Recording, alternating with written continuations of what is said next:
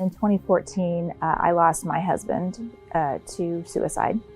He retired from a 30-year law enforcement career, and then just a couple of months later, he took his own life.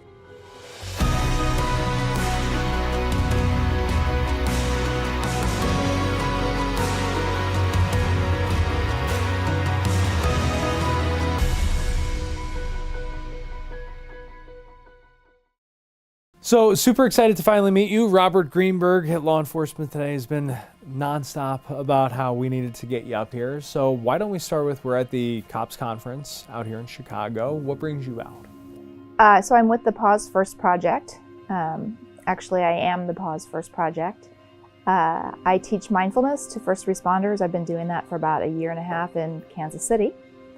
And I'm a longtime meditator since I was 10. I've taught meditation in corporate settings since 2011. And in 2014, I lost my husband to suicide.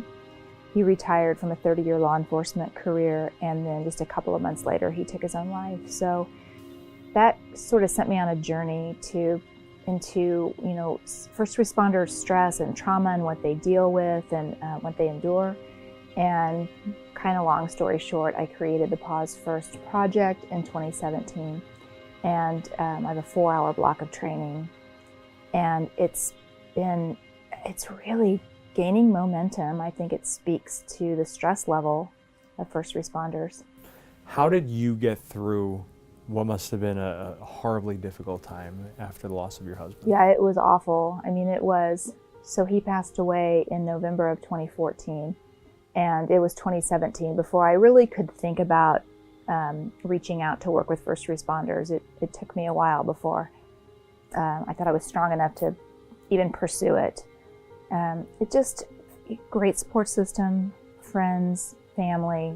There was a lot of unbelievable ripple effects, and I think that's one of the reasons why I want to get out and speak about first responder stress and trauma and raise awareness about suicide. I learned that more police officers and firefighters died from suicide in 2017 than in line of duty deaths. So I think we need to raise awareness, and I want to reach out to people that are struggling, suffering. Now, meditation is something that is used for stress relief, for sort of finding that center, but I'm sure, as I've been told, also has sort of some physical benefits to it as well. Yeah, so I think this is why the first responder community is embracing me, because I do teach meditation as a brain training exercise. I say it's rooted in common sense and it's backed by science. So I do sort of lead in my classes with some science, some evidence-based health benefits, kind of get the buy-in that way, and then we do a few little mindful practices, and by the time they do some breathing and some mini practices, they kind of get the feel for it, and man, they're wide open. No doubt. I don't know how many people we're going to encounter here this weekend. It'll be interesting to see how many show up, because it's been a little bit of a new age topic, or I think people have some preconceptions about it. But research and science has really brought meditation and mindfulness into the mainstream. Two different audiences here, really. I mean, we're talking about the ability to help emergency responders through this program, but also their loved ones who may have lost. So important.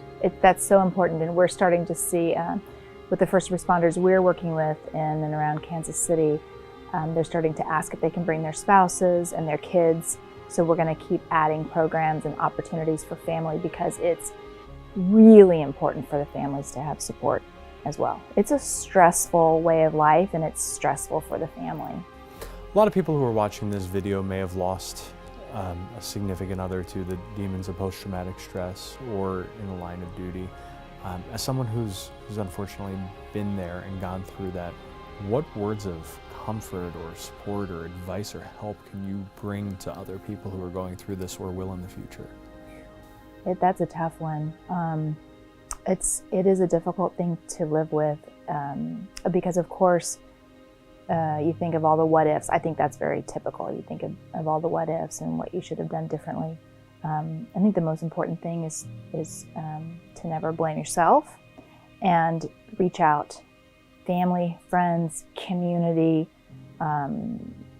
therapy, counseling, I think isolation is probably the worst thing, although it's sometimes what you feel like doing is just Sure. retreating. Yeah, just reaching out for support. Guys, it takes you 2 seconds to hit the share button on this video, and by doing so, you'll help a lot of people realize that they're not alone. So thank you so much for being willing to share your story. Thank you. It's nice to meet you. If people want to connect with you, how can they find you? Pausefirst.com Excellent. and the Pause First Project on Facebook. I could almost see a subcategory rolling out where you bring in therapy dogs and it's pause for. We'll have that marketing conversation. Oh, now they're going to be confused. Pause. Guys, thanks for watching. Thanks for sharing. Thank you again. Thank you. God bless America.